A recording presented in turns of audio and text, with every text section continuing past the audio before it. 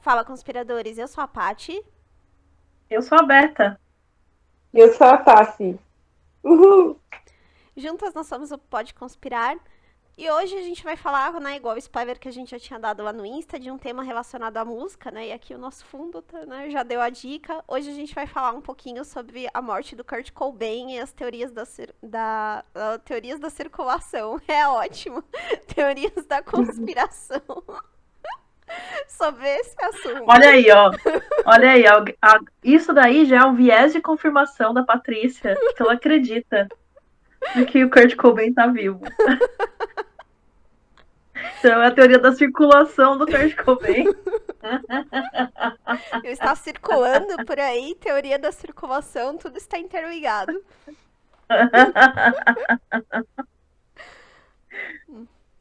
Bom, vamos começar com as indicações. Então, como todo episódio, vocês têm indicações, meninas?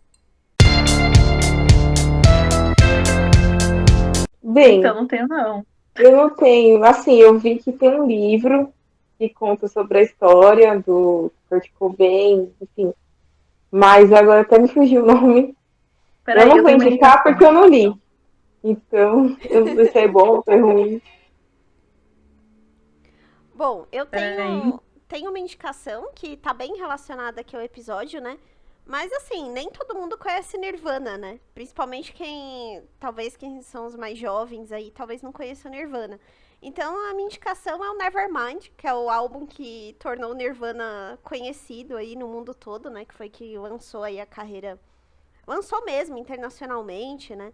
Que deu fama pro Nirvana, então é um álbum muito legal. Então assim, se você não conhece a banda, né, tem curiosidade, acho que é um álbum muito bom. É, isso é verdade. É um dos mais famosos, é a capa mais famosa também.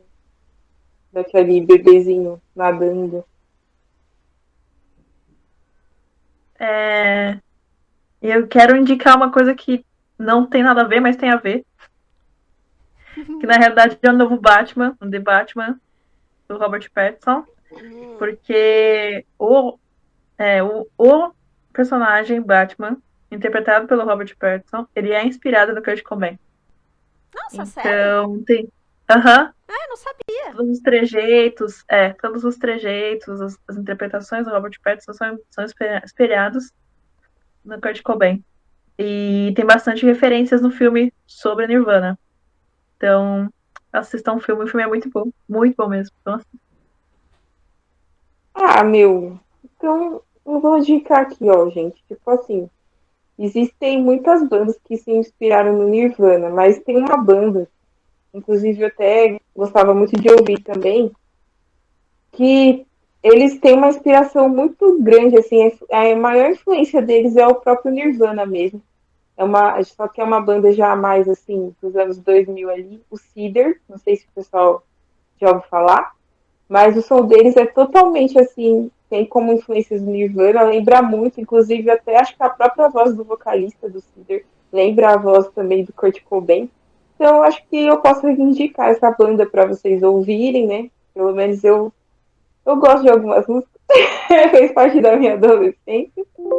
É, enfim, assim como o Nirvana, acho que para quem curte rock, não tem como uma pessoa falar que nunca ouviu Nirvana, né? Só quem não é mesmo, não curte e tal, às vezes, e eu não sei qual é o nosso público, pode ser que nunca tenha ouvido falar nem da banda em si.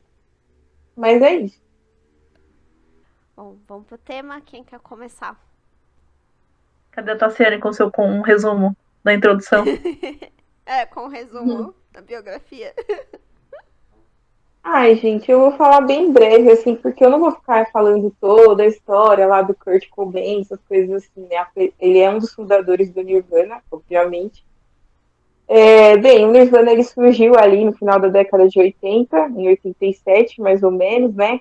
Fazendo parte ali da cena grunge de Seattle. Seattle é uma cidade dos Estados Unidos. E o primeiro álbum que o Nirvana lançou foi o álbum Bleach, né, que foi um álbum independente que eles lançaram pela gravadora Sub Pop em 1989. E assim, a banda, né, enfim, o estilo deles de música é muito contrastado, né, tipo assim, entre versos calmos e um som assim um pouco mais barulhento, refrões mais pesados. Bem, eu não acho que Nirvana é tão pesado assim, né? Pra quem escuta heavy metal, Nirvana Tranquilo. é muito tranquilo, mas enfim, né? Tá aqui. Então, é o seguinte, se você quer conhecer um pouco mais de rock, aconselho ouvir essas bandas mais leves que nem o Nirvana, porque não tem nada de pesado, não. Mas enfim. Aí depois o Nirvana acabou assinando com uma gravadora chamada DGC Records, né? E a partir desse contrato, eles lançaram o álbum Nevermind, que a Paty indicou, de 1991. Sendo o primeiro single desse álbum, a música Smells Like Teen Spirit, que inclusive é uma das músicas mais tocadas do Nirvana até hoje no Brasil. Não estou falando mundial, estou falando do Brasil, né? Tipo, o público gosta muito dessa música, além de Come As You Are e também Lithium, são músicas assim. E inclusive são músicas desse próprio álbum, se eu não me engano, se não me falha a memória. E, enfim, o som da banda, né, como eu falei, tem aquele nome de grunge. Grunge seria um estilo assim mais alternativo, né, de rock. E assim, na época, né, o Kurt Cobain, assim como o Nirvana, eles eram vistos como os porta-vozes daquela geração dos anos 90, né? Fora isso, o álbum Nevermind é considerado um dos melhores álbuns de todos os tempos. E 3 singles deles estão nas 500 maiores canções de todos os tempos, que foi eleita pela revista Rolling Stone. Aí, o terceiro álbum da banda, né? Eles lançaram em 1993 o álbum chamado Em Útero. Que aí eles têm um som um pouco mais, assim, cru. Vamos dizer assim, que não é muito pop, né? Como o Nevermind. O Nevermind, ele já foi um som, assim, mais aceito, vamos dizer assim. E o Útero não tinha essa coisa mainstream, né? Mas mesmo assim, o álbum foi muito bem sucedido na época, foi muito aceito pela crítica, né? Pelos produtores e até a própria gravadora também gostou desse álbum. Mas, enfim, foi o último álbum aí do Nirvana, né? Porque em 1994 o Kurt Cobain faleceu, né? Ele foi encontrado morto em 8 de abril desse ano, de 94. Mas a verdade é que quando encontraram já havia mais ou menos 3 dias que ele teria falecido. Então ele, na verdade, faleceu em 5 de abril de 1994. E até então, assim, vários álbuns póstumos foram lançados após a morte do Kurt Cobain, né? Se o pessoal também não sabe, né, um dos integrantes mais famosos do Nirvana, sem ser o Kurt, é o Dave Grohl, né? Que depois, anos mais tarde, fundou o Foo Fighters, né? Que é uma banda aí de muito sucesso e que, infelizmente, ontem o baterista do Foo Fighters, que agora me fugiu o nome dele, faleceu, né? Foi encontrado aí morto na Colômbia. E assim, ninguém sabe até agora a causa da morte, né? Faleceu aí com 50 anos. E é interessante porque agora eu tô pensando assim, pô, o cara faleceu ontem e já vai fazer 28 anos que o Kurt Cobain faleceu aí nas próximas semanas. Não sei se é ironia do destino, coincidência, o que a gente poderia dizer, mas, enfim, também quis trazer para vocês, né, porque quando vocês ouvirem esse episódio, né, provavelmente essa notícia do baterista do Foo Fighters vai estar bem vivo aí, o pessoal falando, né. Enfim, e o Kurt, né, na vida pessoal dele, ele foi casado aí com a Courtney Love, que ela era a vocalista e fundadora da banda Hole, né? Uma banda também muito famosa ali nos anos 90, né? Porque, enfim, era uma mulher ali que estava na frente e tal. Só que o Kurt, né? Ele tinha uma relação muito conturbada com a Courtney Love, né? Eles tiveram uma filha também, né? Dessa relação, mas a relação deles era muito conturbada. E, inclusive, as teorias da conspiração que nós vamos falar hoje, inclusive envolvem a própria Courtney Love, né? Porque, assim, alegam-se que o Kurt Cobain, ele cometeu suicídio. Porém, teóricos da conspiração, aí conforme a gente vai falando aqui, né? Existe uma teoria na qual a Courtney, ela é suspeita, né? De ter, na verdade, o Kurt não se suicidou, ele foi assassinado, e tem a suspeita de que a própria Courtney tenha mandado alguém matar o Kurt Cobain, né? Se é verdade isso ou não, né? A gente vai aqui discutir um pouquinho no episódio de hoje. Vale lembrar também que o Kurt, ele faleceu com 27 anos, e aí também tem aquela teoria dos 27, né? Que todo mundo morre com 27, né? Amy Winehouse foi uma também que morreu com 27, mas tem outros artistas aqui que nós podemos citar. Enfim, e é isso, assim, acho que de um breve resumo, né? Agora, se vocês tiverem mais interesse de conhecer o som do Nirvana, de conhecer mais sobre a história, aí acho que vale a pena, né, pesquisar, porque eles são grandes representantes do movimento grunge, que foi um movimento que, lançou muitas outras bandas, assim, tipo, depois, igual, por exemplo, Soundgarden, que é uma banda que, inclusive, era o Chris Cornell. Chris Cornell também já é falecido já, né? Mas ele também, enfim, fez parte aí dessa cena. E é isso, gente. Assim, de introdução. Eu queria fazer um complemento que, assim, vocês vão entender, né, ao longo do episódio porque a gente tá mencionando isso. Mas o Kurt ele nasceu em 67, numa cidadezinha que se chamava Aberdeen, né? Uma cidade muito de lenhadores, assim.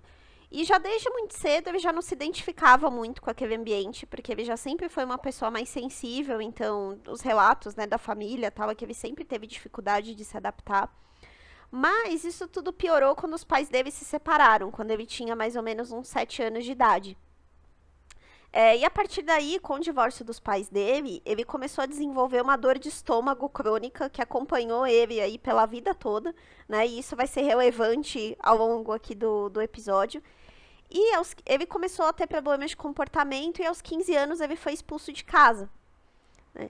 E a partir desse momento que ele foi expulso de casa, foi que as coisas degringolaram de vez, porque ele começou a ficar em casa de amigos, não tinha mais assim um lugar fixo e voltava da casa do pai, da casa da mãe.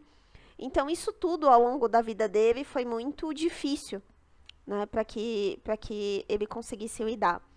E por conta dessas dores de estômago que ele tinha, que ele fez vários exames ao longo da vida dele, só se chegou a descobrir uma causa muito depois, quando ele já estava próximo da morte, que descobriram que essa dor de estômago era causada por uma escoliose que ele tinha, né, que causava compressão de um nervo e dores de estômago.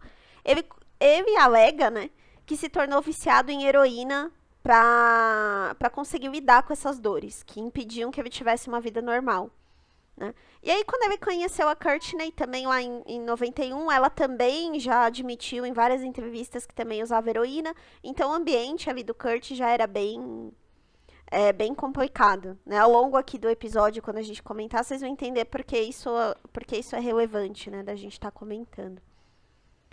Eu achei bem curioso esse negócio dele usar a heroína pra tratar, entre aspas, né? Fazer só pra anestesiar a dor que ele sentia no estômago. Pra mim, isso foi extremamente novo. Eu não fui atrás disso ainda, mas, cara, imagina só o tamanho da dor que você tem que sentir, né? Porque eu imagino que deveria doer muito, né? Afinal de contas, é uma depressão, é uma expressão, né? uma pressão no nervo, né? Pra atingir o estômago devia ser muita dor. Ele deve ter sofrido muito mesmo. Às vezes eu fico pensando assim, nossa, porque o que geralmente acontece, né? Tá, você tem lá muitos amigos envolvidos, você tem más companhias envolvidas, você tem que a pessoa não se encaixava no ambiente, você tem que a própria namorada também já não era uma boa influência. Você acaba associando essa, essa amenização da dor, né, como uma dor psicológica, amenizando a dor psicológica.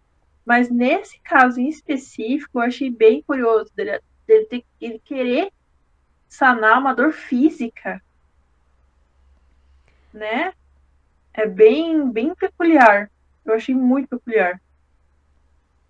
Eu vi uma entrevista de um médico falando, né, sobre a morte do Kurt Cobain e tal, e ele falando, né, que nessa situação de escoliose, né, que ele tinha, essa compressão do nervo, realmente é uma dor que pode ser incapacitante, sabe, de impedir a pessoa de viver uma vida normal mesmo. E parece que na família dele já era uma coisa meio genética, sabe? Porque ele também relata em algumas entrevistas que a mãe dele também sofreu por um tempo com essas dores de estômago muito fortes. E ao longo da vida dele, ele passou por vários exames para tentar descobrir o que era isso. Nunca conseguiram só já quase no final da vida dele, né, descobrir do que se tratava.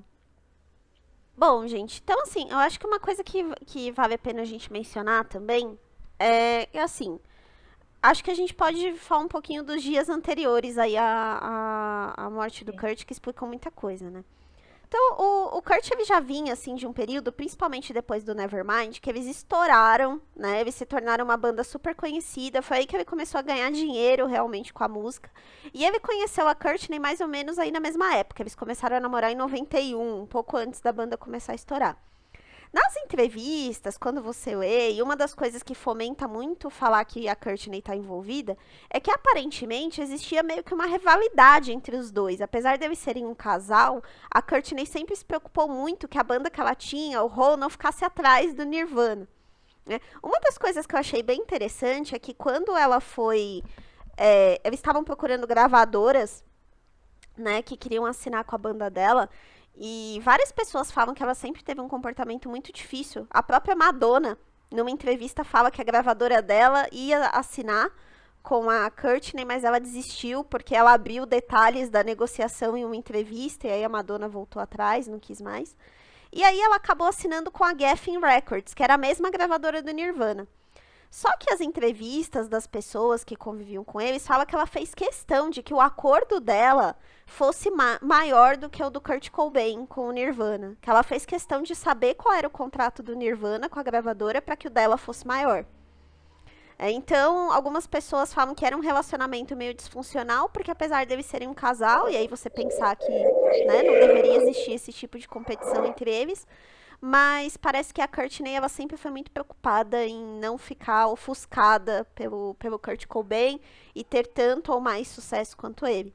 Tanto que quando eles se casaram, e isso também vai ser bem relevante ao longo do episódio, ela insistiu em um acordo pré-nupcial, porque ela não queria que em um eventual divórcio o Kurt saísse com o dinheiro dela.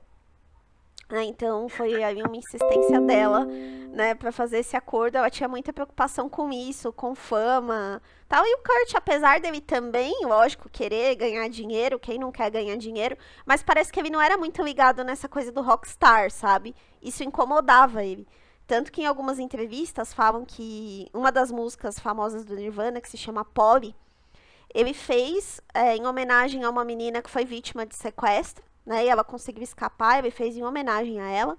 Mas dois adolescentes que eram fãs da banda violentaram uma menina e sequestraram ela enquanto eles usavam essa música, Polly, né? Eles ficaram cantando essa música pra menina. E diz que quando ele ficou sabendo disso, ele ficou super perturbado, né? De ver o quanto a coisa estava tomando uma proporção estranha, né? Diferente do que ele tinha imaginado. Então achei bem interessante esses relatos dessa rivalidade entre eles, né? Não, eu acho, sempre achei. Não sei se você tá ouvindo a gente, Já ouviu as músicas da Courtney Love? Eu particularmente não gosto. Eu particularmente não gosto. E realmente, ele sendo um casal é muito bizarro ter essa diferença. Não é diferença, né? Mas essa rivalidade que eles tinham já era de se suspeitar de alguma coisa, né? Porque, cá convenhamos, você quer fazer um acordo nupcial, mas você quer ganhar em cima, porque você quer que a sua banda seja maior que a do seu esposo, né? É muito estranho. Só tem coisa bizarra nessa história. Não tem, Só. A história de vida deles é muito conturbada, né? não é muito. Até eu não sei exatamente a ordem cronológica, né? Mas dentre eles casarem, ele ir para várias reabilitações, né? De ter intervenção, não, porque primeiro teve uma intervenção, né? Então eles casaram, se eu não me engano. Tendo isso, eles viram que o Kurt estava muito envolvido com drogas. Então resolveram, e nisso de envolvido com drogas, o que acontece é que ele não queria mais cumprir a agenda de show e ele queria só ficar usando droga junto com a esposa dele, mas a própria esposa dele já chegava falando, não, mas você tá usando muito, tá demais, tudo mais. E aí juntaram a banda, a esposa, alguns familiares, cerca de 10 pessoas, para poder fazer essa intervenção. Então, conversaram com ele, ele ficou extremamente revoltado, ele falou, não, eu vou viver minha vida, vocês não têm nada a ver com isso, o dinheiro é meu, tudo mais. Mas, depois de um tempo, ele acabou aceitando ir para uma reabilitação, e nessa reabilitação era num outro estado, se eu não me engano. Nessa habilitação, chegando nessa reabilitação, tinha um muro de mais de 6 metros. E ele entrando com a esposa foi levá-lo. Nossa, seria muito bizarro se por acaso eu pulasse esse muro e voltasse para casa, né? Porque esse muro é muito alto. Aí ela, não, claro que você não vai fazer isso, né? Você vai ficar aqui para se curar e tudo mais. Mas, no final das contas, ele acabou fazendo isso no meio da noite. Como era um serviço de alto padrão, não tinha muita segurança naquela época, porque era muito isolado. Ele acabou pulando, saindo correndo, pegando um táxi, indo para o aeroporto e voando de volta para casa. Então foi realmente a impressão que eu tenho com toda essa história, né, é que ele se via muito como uma criança no meio dessa toda essa fama, sabe? Que ele tinha esse comportamento de criança, que ele queria fugir, ele só queria sentir a música, porque era essa a função dele, ele era apaixonado por música. Tanto que na infância dele, nessa infância não, né? Mas na adolescência, ele só deu intervalo na droga, foi justamente para estudar música, porque ele realmente gostava do que ele fazia. E ele só voltou a usar quando realmente ele estourou e viu que era bem complicado lidar com fama. E, cara, imagina, às vezes eu fico imaginando assim, a proporção que seria hoje. É. Porque se uma pessoa tão sensível, ela se coloca numa situação de exposição desse nível, principalmente hoje com a internet, e que tudo é muito rápido, a pressão sentida é extrema. Extrema. E às vezes a gente não tem noção do que essas pessoas passam.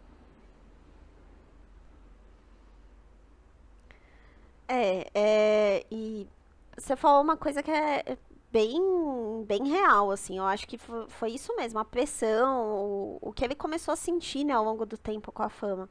E aí, depois que ele casou com a Courtney, eles tiveram a Frances Bean, né, que é a filha deles. E aí, Isso. esse período da reabilitação vem bem quando eles perderam a guarda da Frances por conta do uso de drogas. E aí, foi meio que a gota d'água pra tentarem fazer ele parar. Só que, assim, com todas essas situações, o casamento deles também começou a não tá mais, né, não dá mais tão certo, óbvio. Né? E já existia, assim, algumas rivalidades entre a própria Courtney e outros membros da banda, igual no casamento deles, um dos membros da banda, que era o Chris Novoselic, que era um dos melhores amigos do Kurt, não foi, porque já tinha gente contra o casamento deles, porque achava que ela não era uma pessoa legal pra ele e tal. E... E assim, a história do Kurt, né, ela é sempre muito conturbada, mas ao longo do tempo ele começou a apresentar um comportamento um pouco estranho. Por exemplo, por volta de 93, ele começou a ter uma coisa com armas, que ele não tinha antes. Ele começou a querer comprar armas e manter armas na casa dele. Então tem registros até de algumas brigas que ele teve com a Courtney sobre isso, dela ter chamado a polícia na casa para tirar as armas de lá. Tem uma passagem dentro dessas brigas entre eles que eu achei bem interessante também, foi um podcast sobre a morte do Kurt Cobain, que eles contaram isso, que ela chamou o 911, né, que é o serviço de emergência lá dos Estados Unidos, falando que ele estava tentando suicídio, que ele tinha se trancado no quarto com uma arma. E ela estava desesperada, ele não abria a porta e tudo mais. Quando a polícia chegou lá, começou a conversar com ela, foi lá falar com ele, ele abriu a porta, recebeu os policiais, e aí ela admitiu que ela tinha mentido. Que ele simplesmente tinha fechado a porta, que não estava abrindo a porta para ela, e que ela imaginou que ele tivesse com a arma lá dentro e por isso ela chamou a polícia. Mas ele negou que ele tivesse tentando se matar, né? E ela admitiu que ela tinha mentido. Então, assim, quem é teórico da conspiração, que entende que ela tá envolvida, fala que ela já estava tentando plantar essa história desde lá atrás, que ele já era um cara com tendências suicidas e tal. E ele começou com essa fixação de comprar armas. E ele teve as armas dele tomadas pelo governo várias vezes, por conta desse histórico dele com drogas e tal. E aí a última arma que ele comprou, que foi em 93, quem comprou pra ele, na verdade, foi o Chris Novoselic, que era o companheiro de banda dele, que comprou a escopeta que ele usou, né, pra se suicidar. E aí o Chris até fala nas entrevistas, né, que se ele soubesse que era esse o objetivo do Kurt, ele nunca teria comprado. Porque o que o Kurt falava o tempo todo é que ele sabia desse assédio dos fãs, que ele tava ficando com medo. Ele era um cara frágil, se você olhar pra ele, ele nunca foi uma pessoa de um aspecto físico muito forte. E que ele queria as armas pra se proteger, né? Mas aí foi o que acabou não acontecendo mais tarde, né? Mas achei interessante essa história, assim, dela admitir que ela mentiu. É estranho, né? Nossa, muito estranho. Acho que ela ficava Imagina. tentando acusar ele direto de que ele estava tentando cometer suicídio, né? Porque, por exemplo, um mês antes, né, dele falecer, o Nirvana foi fazer um show lá em Roma, né, na Itália, né? Tava em turnê. E aí ele teve uma overdose lá de heroína. Um mês antes da morte dele. E depois que ele faleceu, ela chegou a alegar que ele já, nesse episódio, ele estava tentando se matar. Só que, assim, o próprio Kurt, ainda quando estava vivo, aconteceu esse episódio tudo, ele negou esse tipo de boato, porque saiu um boato, assim, né, falando, né, que ele estava tentando suicídio, e ele negou. Só que ele morreu e aí ela ficou ainda alimentando que, tipo, isso era verdade, entendeu? E só que, assim, os conhecidos dele negavam sempre que ele era uma pessoa suicida ou que apresentava traços suicidas, né? Mas ela não, ela sempre quis reforçar isso, entendeu? Tipo, é estranho mesmo a relação deles. Eu até acho assim que, ai, gente, sei lá. Por que ela tem uma banda dela e ele tem a banda dele? Se eles eram um casal, eles podiam ter uma banda juntos. Ah, Como não, mas tantas outras aí, pessoas né? fazem. Não, mas aí você tá falando que o Nirvana não ia existir. Não, podia existir com uma vocalista feminina, ué. Não, Oxe, mas aí Calypso tá aí não. pra isso, gente. Calypso. Tudo bem que eu já a Joelma separou do Chimbinha, né? Você vê. Mas, tipo assim, Que a minha gente, teoria é que tá tudo aí pra começou a isso. desandar quando isso aconteceu. O mundo começou a Se desandar desequilibrou. quando foi Mas foi o nesse momento. Mas o desequilíbrio da Courtney Love foi bem antes de Chimbinha pensar em existir com a Joelma. Então, ó, isso aí, na verdade, acho que a sua teoria aí já tem uma falha. Mas tudo Não, bem. mas o mundo começou a desabar quando o Chimbinha Ó, fazia essas coisas com a Joelma. não, o mundo começou a desabar quando a Vanessa Camargo lançou aquela música. O mundo caiu no instante que Será? eu me vi sem você. Ou será que foi quando Foi aí, começou. foi aí. Quando foi o CPM 22? Um minuto para o fim do mundo. É, isso é verdade. Muitos Também pode presságios. ser. Enfim, gente, como que vocês acham que o mundo começou a desandar? Digam também nos comentários desse vídeo do Nirvana. Não tem nada a ver com Nirvana, mas, enfim, tem a ver com música. Então, vocês deem suas conclusões. Ah, eu queria É, comentar sobre esse incidente aí de Roma, que comentam, né, que existia até um bilhete que o Kurt teria deixado quando isso aconteceu. Mas aí a história é que a Courtney queimou esse bilhete, né, por um motivo não se sabe, né, mas o que isso conta é que ele tinha deixado um bilhete, então por isso que ela acreditava que era uma tentativa de suicídio, né, esse incidente aí de Roma. Mas que ela queimou o bilhete, porque ela não queria, né, divulgar isso pra ninguém. Mas estranhamente o boato acabou circulando da mesma maneira, né? Começou a sair em todos os tabloides e revistas de música da época, tanto que ele teve que desmentir, né? pois é. São muitas coisas estranhas aí no meio dessa história. Depois desse É, incidente de Roma aí, né, ele voltou a ter um uso muito pesado de droga, de novo. Né? Isso. Começou a degringolar tudo de novo. E aí, isso alguns dias antes dele morrer, no finalzinho de março, acho que dia 31 de março, ele foi de novo para uma clínica de reabilitação. Né? Então, a Courtney estava em outro. Acho que ela estava em Los Angeles, a Courtney, num hotel. Não, agora eu não me recordo se é trabalho ou por outro motivo. Ela estava com a Frances Bean nesse hotel. E o Kurt foi para uma clínica de reabilitação.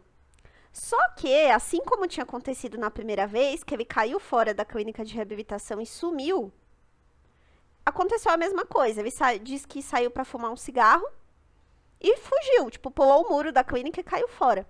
E aí ele ficou desaparecido. Então, do dia 31 até o dia, né, que ele morreu, que a gente sabe que foi dia 5, durante esse período ele ficou desaparecido, andando por aí. Aí, a Courtney, né, querendo saber do paradeiro dele, né, e aí os teóricos da conspiração falam que isso foi pura, né, cortina de fumaça, porque ela sabia muito bem o que ia acontecer com ele, ela contratou o Tom Grant, que era um policial aposentado, né, ele saiu da polícia e resolveu virar investigador particular. E aí tem inúmeras versões sobre o que o Kurt estava fazendo nesses últimos dias aí de vida dele. Tem história de que ele se hospedou num hotel para usar drogas com o nome de Bill Bailey, que, curiosidade, é o nome verdadeiro do Axl Rose. Então, que ele usou esse pseudônimo pra ficar usando drogas. Tem a suspeita de que ele tinha um caso com uma outra mulher, porque seria. Foi o que a Courtney falou pro Tom Grant, que era uma traficante de drogas que se chamava Caitlyn. Né, que supostamente ele estava com ela nesses últimos dias aí de vida dele. Tem história de todo tipo. Tem história de que ele procurou um padre para se confessar nesse período. Tem N histórias. Não, eu tenho até uma teoria também. Tem uma teoria. Qual que é a sua teoria? Ele já tinha encontrado Elvis Presley. E ele estava construindo já uma barraca para vender as frutas com o Michael Jackson que viria. Não, mas tem uma teoria que fala que ele pode estar escondido no Alasca, né? Na verdade, ele não morreu. É aquela coisa, né? Ele não morreu, entendeu? Ele que não, mas calma, estamos chegando lá. Não tava com muito. Não tava famoso e tal, não sei o que, não tava aguentando mais. Aí, tipo, ele escondeu-se no Alasca. Acho que outro país é Costa Rica, sei lá. Aí eu pensei, meu, o que a pessoa vai fazer na Costa Rica? Vai Não, ele se... Todo tava no mundo vai pra México. países latinos, né? Quando quer se esconder. É, claro, gente. Eu sei por que ninguém vem se esconder no Brasil, né? Sim, Vai sei saber, lá. né? É, mas enfim. É, Não, e sabe o que é esse. bizarro? Assim, Aham, nessa história do Tom Grant.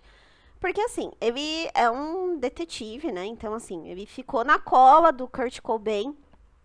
Aí, o que, que eles descobriram, né, de interessante? Que o cartão de crédito dele tinha sido utilizado no dia 5 de abril. Isso foi ser relevante depois, né? Mas eles descobriram que no dia 5 o cartão de crédito dele tinha sido utilizado para comprar flores. Uma compra de US$ 43. É, e aí ele chegou aí na casa também do Kurt, né? O Kurt nem morava em sim. Washington, né? E ele chegou aí na casa. Chegou aí na casa, o Chris Novoselic chegou aí na casa com ele. E eles olharam a casa inteira, né? Não encontraram o Kurt, né? Eles falaram com a babá que trabalhava pros Cobain. Agora eu me esqueci o nome dela. Mas. Na verdade, não era uma babá, não, Paty. É um babá, é um homem. Ah, é um homem? Deixa eu, é, Ó, deixa eu ver se eu acho o nome dele aqui. Mas é um homem, não é uma mulher, não. Enfim. Mas é um homem. Deixa eu ver se eu acho aqui. Ah, eu já acho o nome dele. Esqueci. É o Michael DeWitt. DeWitt. Hum. Michael DeWitt.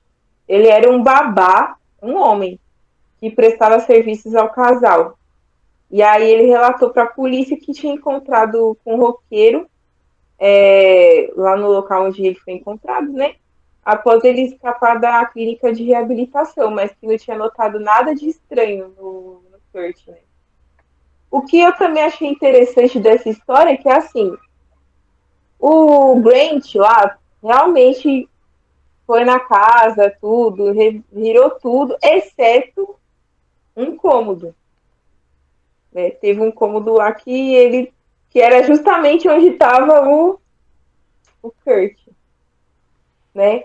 E pelo que o Tom Grant relata, né, que acho que depois, se eu não me engano, ele passou anos. Aí ele acho que lançou um filme, uma coisa assim, contando tudo sobre a história do Kurt Cobain, das investigações e tal. Ele achou muito estranho na época, porque, enfim, não tinha andado nesse cômodo, né? E parece que a Courtney, né? O amigo do Kurt também estava evitando de que ele entrasse lá, entendeu? E é por isso que suspeita-se que, na verdade, ele não tenha cometido suicídio, e sim que tenha sido um assassinato. nossa. Isso é interessante que a Tassi falou, porque o Chris Novoselic, que acompanhou o Grant aí nessa rotina pela casa, quando eles foram até lá, realmente, porque o quarto onde encontraram o Kurt era um quartinho, tipo, em cima de uma garagem, assim, como se fosse um quartinho de bagunça, sabe? É, e aí o que ele falou, a primeira versão que ele deu, foi que ele achou que não era importante olhar ali, que nunca que o Kurt ia estar naquele quartinho de bagunça, né? Mas só que depois de algum tempo a versão dele mudou. Aí ele já falou que não sabia que existia esse cômodo. Então a versão do amigo do Hum, Kurt Cobain mudou, né, radicalmente, porque primeiro ele fala que achou que não era importante, mas depois ele fala que não sabia, né? Não casa uma coisa com a outra, né? Isso E como mesmo, é eles que tava viraram o a casa. corpo quando encontraram? Quando eles encontraram, quem encontrou o corpo do Kurt Cobain foi um eletricista, que foi fazer um serviço lá na casa, ele foi instalar uns equipamentos de segurança na casa e aí ele teve que subir nesse quartinho aí para instalar. E aí ele viu um cara caído, né? Ele não sabia ainda que era o Kurt Cobain que ele tinha visto. Mas ele viu um cara caído, aí ele chamou a empresa dele, ligou lá pra empresa, falou, olha, né, tem uma coisa aqui, tem uma pessoa dentro do quarto. Aí ligaram pra polícia, a polícia foi até lá com bombeiro, paramédico, porque ninguém sabia se a pessoa que estava deitada ali estava viva ou não. Aí os paramédicos quebraram a porta, né, que era uma porta de vidro, aí estilhaçaram lá o vidro, abriram, e aí acharam o corpo. É que até então, ninguém tinha identificado ainda como sendo do Kurt Cobain. Mas ele tava assim, deitado, né, com a escopeta entre as pernas, então como se ele tivesse, tipo, apoiado ela com os joelhos, sabe? Com o cano na boca, né? Então como se ele tivesse dado um tiro na boca e caído pra trás, né? Ele tava assim. Aí na hora que os paramédicos chegaram lá, né, que aí era no dia 8 de abril, então já fazia 3 dias, né, que isso já tinha acontecido, que depois os legistas conseguiram saber que ele tinha morrido no dia 5. Então ele tava assim, caído no quarto, com esse bilhete do lado dele, né, que a Tassi comentou. Do lado Sim. também uma caixinha de heroína e uma caixa de munição também, faltando 3 munições, né, uma que ele usou pra atirar nele mesmo e ficaram 2 ainda dentro da arma. Aí eu não sei se eu falei, né, de detalhe dessa carta, né?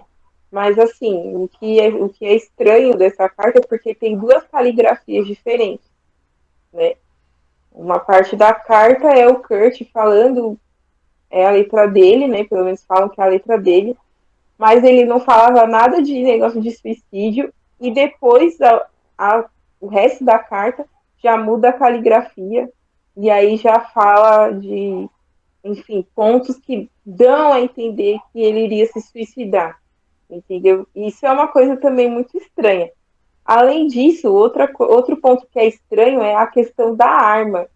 Por quê? Porque, assim, a gente sabe que existem, tudo que você toca, você deixa a sua impressão digital.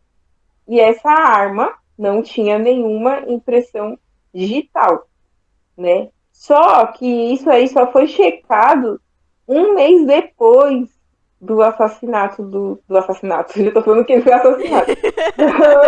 Eu acredito Todo que mundo ele foi aqui já tá enviesado já. Então, depois do suicídio, né, dele. Não, mas sinceramente, eu, pra falar a verdade, depois que eu comecei a ler assim, eu também fico com o meu pé atrás se realmente aconteceu isso de suicídio mesmo, né? Mas, enfim. Aí também falam que também foi observado que a posição do gatilho da arma estava aparentemente abaixo do alcance do Kurt, né, quando encontraram. E outra coisa também que é interessante é que fala assim, eu não sei como que é uma arma. Sinceramente, enfim. Eu só sei que é uma arma pelo desenho, pelo que a gente vê em imagens, mas eu não entendo partes de uma arma. Mas enfim, fala que na porta de ejeção da arma, que fica à direita, né, estava à direita, só que o cartucho da bala foi encontrado à esquerda, ou seja, não foi na mesma posição. Quem entende de arma deve entender, saber explicar melhor do que eu, porque eu não entendo nada dessas coisas e não quero entender também. Mas, mas é isso, entendeu? Foi um ponto que eles acharam estranho. E aí, né, o que a Tassi mencionou da carta é bem interessante. A gente vai postar, né, a imagem da carta, porque ela circulou e tem aí na internet para quem quiser ler na íntegra. Mas é bem diferente mesmo, as 2 caligrafias do começo da carta e do final. E o teor também. Porque na carta inteira ele fala da indústria musical, ele fala que ele tá cansado, que ele fala das dores de estômago dele, que atormentaram ele a vida inteira, que ele não tá. Mas dá a entender o tempo todo que é uma insatisfação com a carreira musical dele. Como se ele estivesse querendo dizer que ele tá parando. E aí, só no final, quando vem essa. E em tempo nenhum ele menciona Courtney nem a filha dele. Em momento nenhum nessa carta. Aí nas últimas linhas, assim, nas últimas 4 linhas, vem uma caligrafia diferente. E aí ele fala da Frances, fala da Courtney, né, fala que as ama para elas continuarem a vida e que a vida delas vai ser melhor sem ele. Aí o que os teóricos da conspiração dizem, né, é que não foi ele que escreveu essa última parte da carta. E aí as histórias se dividem porque essa carta já passou por diversos especialistas e alguns dizem que sim, foi ele que escreveu e outros dizem que não. E aqui vale lembrar que perícia grafotécnica não é uma ciência super exata, assim. Ela se baseia em amostragem, em questões de pressão, de coisa, mas N fatores podem alterar. Por exemplo, se ele tinha usado drogas, né, em algum momento, vamos supor que ele começou a carta e no meio da carta ele usou drogas. isso pode ter alterado a forma que ele escreveu o final. Pode ter alterado a pressão que ele dava no papel, a forma que ele escrevia. Né? Então, não dá para confiar 100% só nessa informação. E as digitais, que a Tassi mencionou, tem uma série de análises sobre isso. Mas o que a polícia fala é que esse cômodo era super úmido que ele estava. Porque, de novo, era um quartinho de bagunça, né? E geralmente esses lugares não são muito isolados, assim. Era um quartinho para guardar a tranqueira da casa dele. Então, eu falo que era muito úmido e que umidade pode prejudicar análise de impressões digitais. Então, pode ser que até existisse alguma coisa ali, mas pelas condições do local ficou prejudicado para ver depois. Uma coisa que é interessante também de falar, né, que depois, quando começaram a levantar ali as informações, descobriram, e isso foi a advogada dos Cobain, já que eles tinham uma advogada para cuidar dos contratos musicais deles e tal, que ela, nas entrevistas para a polícia, disse que o Kurt tinha procurado ela um tempo antes da morte para tirar a Courtney do testamento dele. E que a Courtney também tinha pedido para que ela encontrasse um advogado para divórcios. E ela ainda fez a observação de que ela queria um advogado mais cruel que a advogada deles conhecesse, especializado em divórcio. E aí, qual que é a teoria aí da conspiração para dizer que ela o matou? No acordo pré-nupcial que eles fizeram, se ela se divorciasse do Kurt, ela não ia levar praticamente nada dos bens.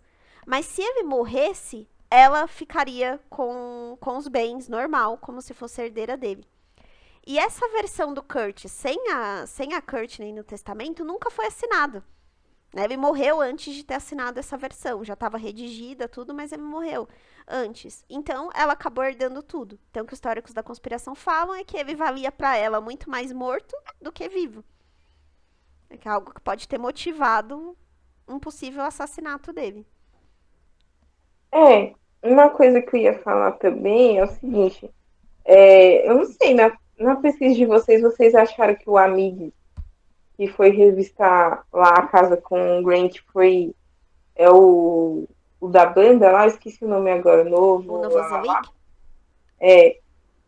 Porque eu achei que uma pessoa que é suspeita é o Dylan Carlson, que era amigo do Kurt também, que acho que ele chegou aí revistar a casa também do Kurt com o Grant. Né? Tem. Suspeitaram do Babá também, porque ele nunca quis falar com o Tom Grant. Apesar dele ter sido uma das últimas, a última pessoa que se tem notícia que viu o Kurt vivo, ele nunca quis falar sobre isso. Essa suspeita aí, né, de que o Babá também estava envolvido. E tem um ponto também muito relevante no sangue dele, né? Não sei se vocês encontraram isso na pesquisa de vocês, mas ele tava com uma quantidade absurda de heroína, né? 1,52 miligramas, que diz que é uma quantidade para matar uma pessoa, né? Então... Isso, e que eles até alegam que pode ter sido mesmo um assassinato, porque com essa quantidade tão grande de heroína, ele não teria tipo, um equilíbrio para poder pegar uma arma e atirar contra ele, né? Então isso também é mais um ponto que alimenta a teoria de que ele tenha sido assassinado, e não se suicidado. Sim. E aí quem combate, né, esse ponto que a Tassi comentou, fala que assim, a heroína, ela fica alguns dias no seu organismo quando você usa. Então, esse teor poderia estar muito alto, não pelo uso que ele fez naquele momento, mas que poderia ser, por exemplo, do período aí que ele ficou desaparecido, né, que ele foi usando e que ainda estava no organismo dele. Eu vi uma teoria de um médico também que eu achei interessante, que ele fala sobre essa quantidade de droga, que é uma hipótese que também pode fazer sentido. Que assim, como ele deu um tiro, né, na própria cabeça com a arma, isso faz com que se perca muito sangue. Então, muito provável que na autópsia dele, o médico só tenha conseguido tirar sangue do coração. E se ele tinha acabado de usar essas drogas quando isso aconteceu, né, que ele tinha acabado de se matar, pode ser que essa concentração ficou ali porque não teve tempo para que a droga começasse a circular pelo corpo da forma que deveria acontecer se ele tivesse continuado vivo. Né? Então pode ter sido só uma concentração e não necessariamente que ele tinha usado essa quantidade de droga, né, antes de morrer. Um ponto interessante também é a história do cartão, que ninguém nunca conseguiu saber como que esse cartão dele foi utilizado e nem por quem foi utilizado. E lembrando, né, que foi utilizado no dia 5, mesmo dia que ele morreu. Então pode ter sido ele um pouco antes, pode ter sido uma outra pessoa com o cartão dele, né? Pode ter sido N coisas. E interessante também comentar que o recibo da arma estava no bolso dele. Apesar dele ter comprado essa arma há muito tempo, né? Ele comprou a arma em 93, né?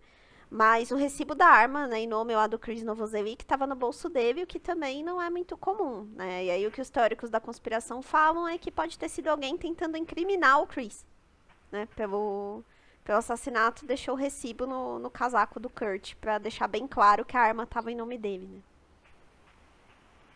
É, bem complexo todo esse cenário aí da morte do Kurt Cobain, né? Aí eu Mas, tava gente, comentando. eu tenho uma pergunta. Sobre o corpo. Como é que não tinha poça de sangue?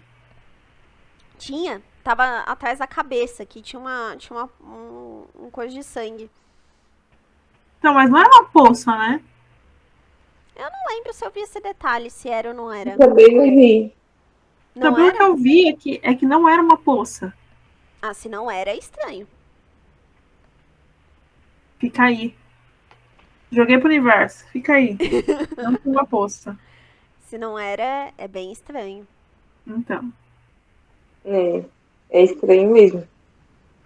Bem, gente, um ponto que eu ia comentar com vocês, né, para quem já deve ter assistido, quem conhece Nirvana, obviamente, né, mas quem não conhece também, existe um DVD deles da MTV, né, que eles gravaram quando eles estavam ali no auge, que é o MTV Unplugged, né, e tem um fato muito interessante nesse DVD, porque, assim, o cenário do DVD remete muito a uma questão de um funeral, né? Inclusive diz que foi até um pedido do próprio Kurt para que o cenário fosse dessa forma, né? E isso também levanta aí suspeitas aí nas teorias da conspiração de que isso poderia mesmo ser algum tipo de sinal, né? Que ele cometeria mais tarde o suicídio, né? Enfim, fica aí a se pensar também, né? Porque realmente, né, uma das coisas que as pessoas comentam, né, enfim, em casos de suicídio, é que sempre a pessoa que comete esse crime, né, ela dá indícios, né, um pouco antes, né. E aí todos nós temos que ficar assim alertas e atentos, né, às pessoas que nós convivemos no nosso redor, né. Que às vezes a pessoa pode demonstrar que está feliz e não está, né? Às vezes a pessoa pode estar com alguns pensamentos não muito bons, né? E há um crime de atentado à vida, né? O suicídio. Então, é uma coisa bem triste. Acho que esse episódio também vale de alerta, né? Para você que está ouvindo aí, ficar bem atento às pessoas à sua volta, né? Ser mais empático, né? Ter mais empatia às pessoas, entender, enfim, cada um, né? Porque cada um tem sua luta aí do dia a dia. E às vezes a gente acha que conhece as pessoas e não conhecemos ainda, né? Totalmente. Né? Na verdade, nunca vamos conhecer, né? Totalmente, 100% as pessoas. Mas fica aí de alerta. E acho que vale o alerta também, ou se alguém, né, que estiver ouvindo o episódio tá pensando nisso. Existem lugares aí que você pode procurar ajuda, né? Eu sei que nem todo mundo pode pagar por apoio psicológico, porque infelizmente realmente não é uma coisa barata, né, para a renda média do Brasil. Mas existem também os CAPs, né, que são centros de apoio psicossocial que oferecem esse atendimento pelo SUS. Tem psicólogos também que fazem atendimento por preço social, se vocês procurarem. E hoje em dia tem algumas plataformas também que oferecem esse atendimento online com um preço mais legal, assim, que dá para pagar em cartão de crédito e tal. O mais importante é não deixar de procurar ajuda. Né? Acho que não ter vergonha de falar sobre isso. né? Eu acho Sim. que é o principal, assim, não se sentir envergonhado é algo que pode acontecer com qualquer pessoa. Qualquer pessoa em algum momento da vida pode pensar nisso, né? E o mais importante é procurar ajuda, né? E o que a Tassi falou é super importante, acho que observar os sinais, né? Quem tá perto, observar os sinais, mudanças de comportamento muito bruscas, igual no caso do Kurt. Todo mundo que convivia com ele, até as pessoas que estavam na clínica de habilitação, falam que ele era um cara brincalhão, que ele era um cara que aparentemente era despreocupado, mas não dá pra saber, né? Só isso não é indício pra falar que a pessoa não tava passando por algo, né?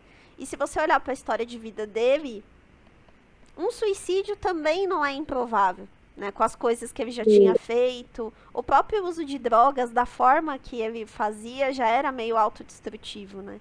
Lá atrás, já é uma tendência meio de querer destruir você mesmo, né? Então, é uma história que nunca ficou muito bem resolvida. Até achei uma matéria do ano passado que o FBI divulgou alguns arquivos Vi relacionados à também. morte do Kurt Cobain. E tem uma série de cartas de fãs pedindo reabertura do caso. Tem algumas perguntas e respostas do FBI. Então, a versão oficial da polícia é que realmente foi um suicídio, né?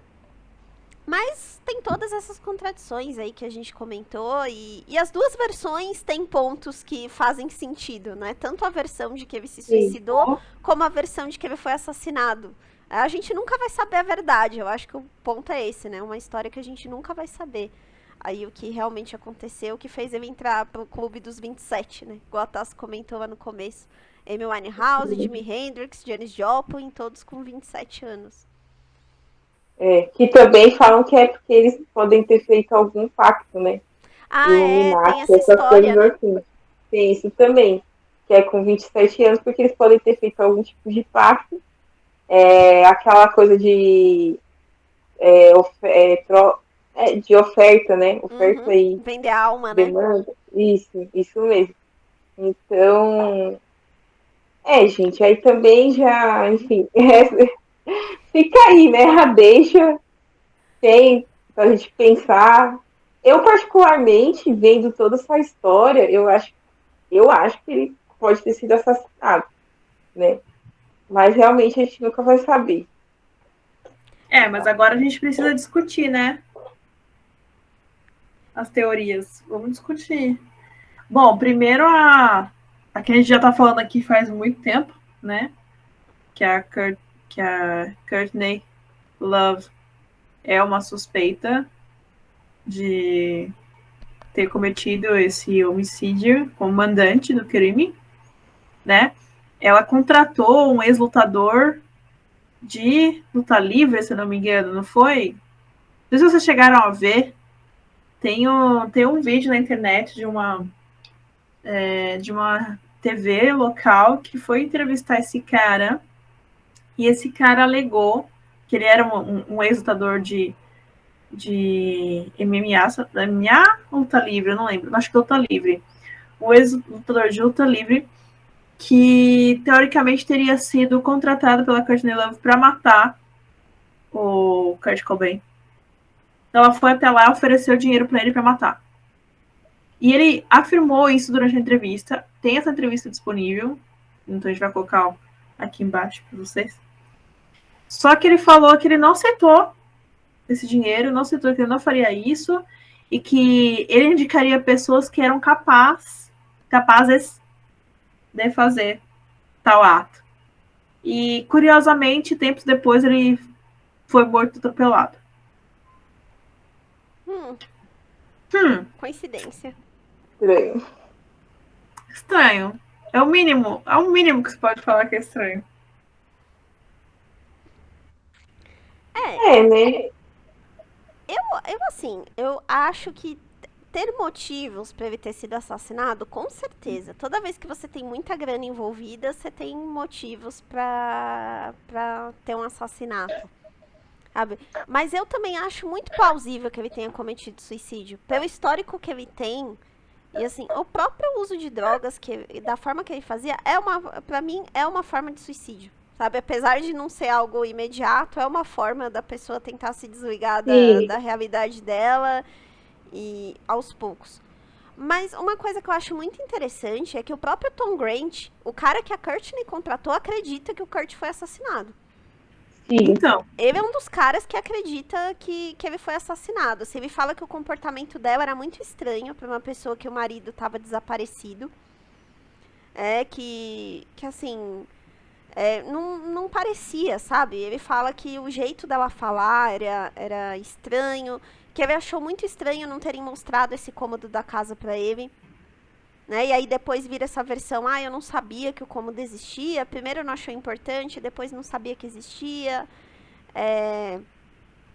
Ele eu fala tenho uma pergunta. Ela não passou pelo teste do polígrafo?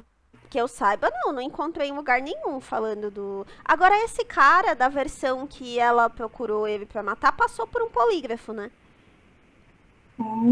Ele passou por um polígrafo e deu como verdadeiro, né, o que ele tava falando.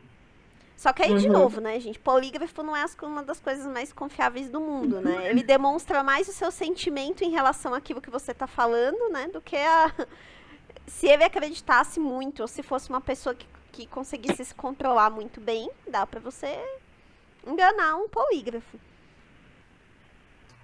Mas ele passou. Ai, mano. Pois é.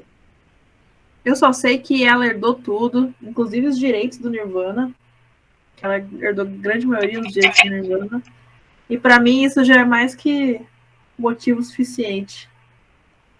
Teve uma briga judicial por muito tempo, né? Até com o Dave Grohl aí, pra usar o nome do Nirvana, pra ter o direito de participar do Nirvana, porque ela não queria que eles pudessem usar nada do Nirvana.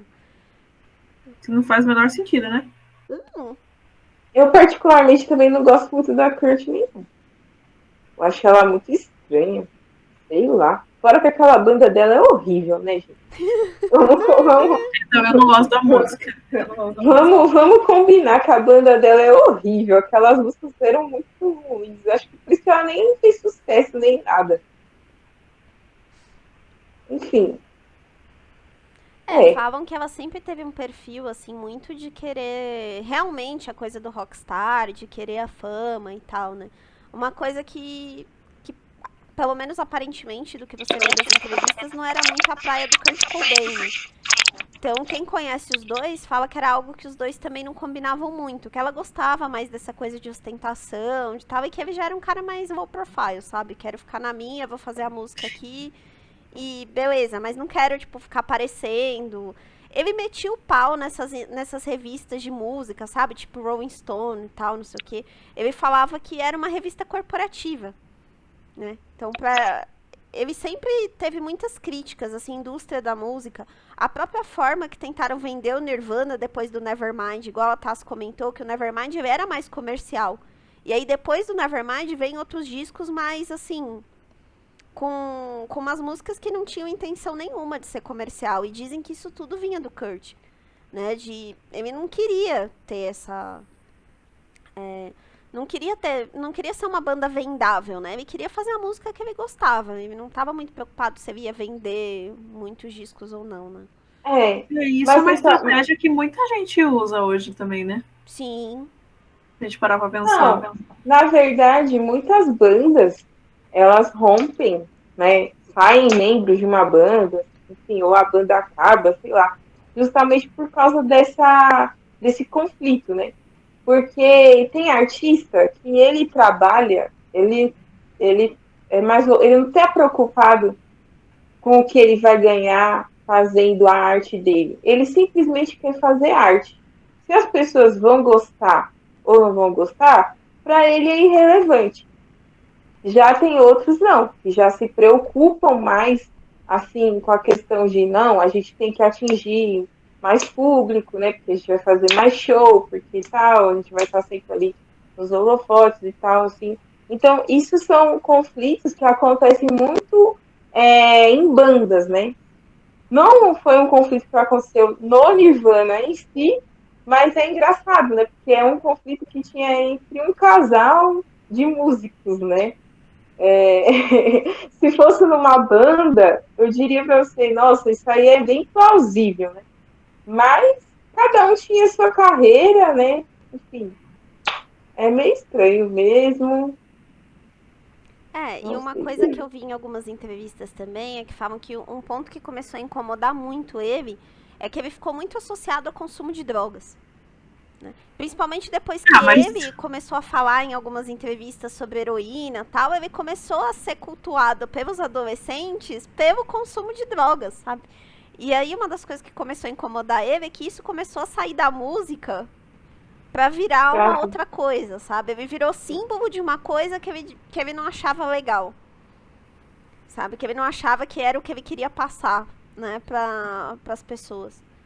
é por isso que hoje eu vou tornar a repetir isso. A responsabilidade que você tem de. É que assim, é muito difícil você desassociar a pessoa do trabalho da pessoa, Uhum. né? Principalmente hoje. Então, a carga que você leva de representatividade e de exemplos para as outras pessoas é gigantesco. Não, e a partir do momento que você resolve produzir qualquer tipo de conteúdo, você tem que ter essa responsabilidade. A Exato. gente aqui, tipo, a gente é um podcast minúsculo, né? Pequeno. Mas a gente já se preocupa, né? Às vezes em, mas eu vou falar tal coisa, mas acho que não é legal falar dessa Aqui já saiu forma. o suicídio, né? Que não tem como não falar, É, né? mas você já se É, preocupa de como Mas, você vai falar pra não, né, da forma que você vai abordar determinado assunto, né? Porque, querendo ou não, você tá divulgando algo e você fica não, associado àquilo que você fala, né? sim, sim. Eu acho que a preocupação. Eu não tenho muito essa preocupação, pra falar a verdade. Porque eu acho que a gente tem que ser transparente com o que pensa, as pessoas vão concordar ou não. E o importante é o que eu penso.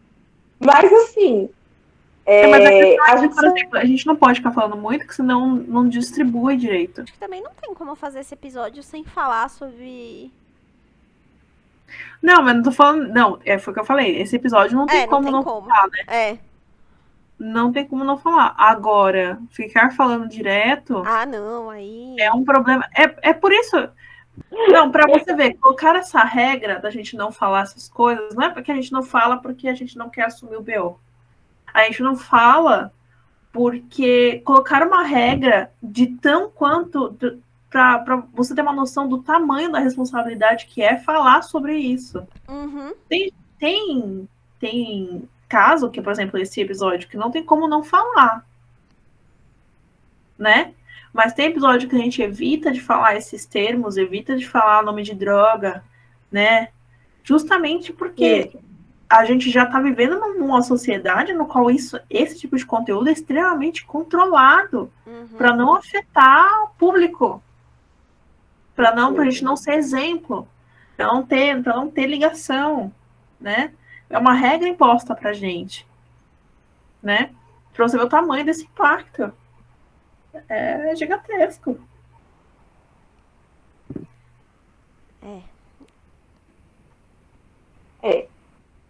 São questões e questões, né? Eu acho que não vale a pena entrar aqui no Pode Conspirar, né? Porque eu sou muito assim, tipo, tem coisas que eu acho que não é legal de falar e as pessoas falam, e tem coisas que você é proibido de falar, sendo que, tipo, não tem nada a ver, entendeu?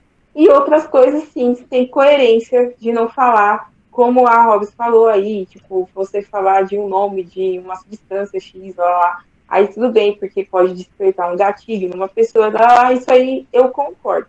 Mas tem coisas que não, entendeu? Mas aí vai entrar em outra discussão que Deixa isso não para outro cabe, dia. não pode conspirar, não cabe por aqui. Agora, se a gente quiser discutir sobre, enfim, Teorias da outras conspiração, coisas, aí estamos aqui. sobre teoria, sim. Agora, essas coisas ainda não, porque não é o foco, não. Mas se quiser discutir comigo a parte, a gente conversa. Bom, então hoje, né, falamos um pouquinho aí sobre as teorias envolvendo a morte do Kurt Cobain. A gente não chegou a conclusão nenhuma, assim como em vários outros episódios. Não pode conspirar. Então vocês agora durmam com as hipóteses aí de vocês, né? Comentem com a gente o que vocês acham que aconteceu, né? Se vocês acreditam que foi suicídio, se vocês acreditam na hipótese de um assassinato. E vemos vocês aí na semana que vem com novos temas. Até mais. assistam Batman e ouçam Nirvana. Tchau. Gente, é isso aí. O episódio de hoje foi sobre a morte do Kurt Cobain, né? A gente já estava meio pensando em gravar esse episódio, mas deixamos aí pro aniversário aí da morte dele, né? É triste falar aniversário da morte de uma pessoa, mas enfim.